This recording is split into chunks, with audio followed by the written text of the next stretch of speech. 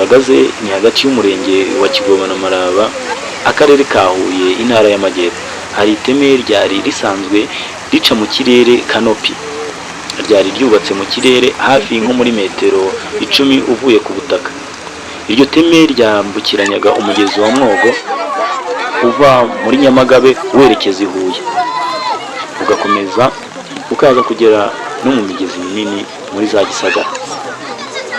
Uyu mugezi ubundi ntabwo wari ufite imbaraga zikomeye gutya, ariko muri iryo joro haguye imvura idasanzwe, umuntu yavuga ko yihariye iryo joro ryose.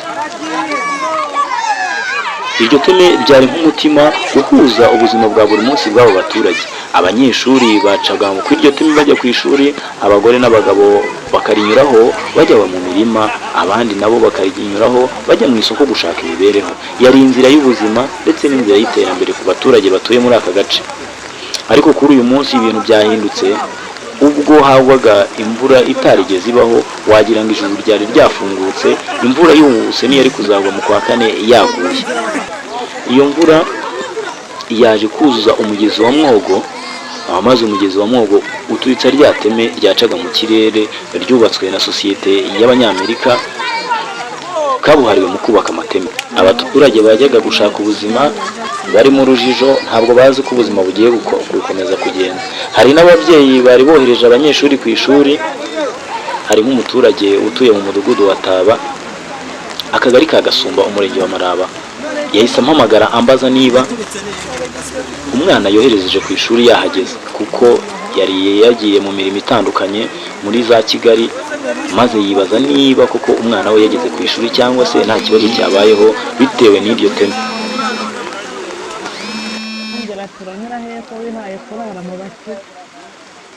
Uranyura he ko? Iteme rya Mwogo se rirahari? Hepfo imuhe. Aho ngaho buriya harimo nk'ibirometero bingahe? Ariko sinzi ntajya kuzenguruka kwa Nyiramana. Burasi so byakoroha. Bampamagarira numva amakuru y'umwana wanjye uko nahamagaye kwambwira ko yari yagiye. Areka ngerageze muhamagare. Nk'uko byumvikana, iri teme ryari ingenzi cyane muri aka gace, bitewe n'uko ryafashaga gukora ibikorwa bitandukanye byo muri aka gace.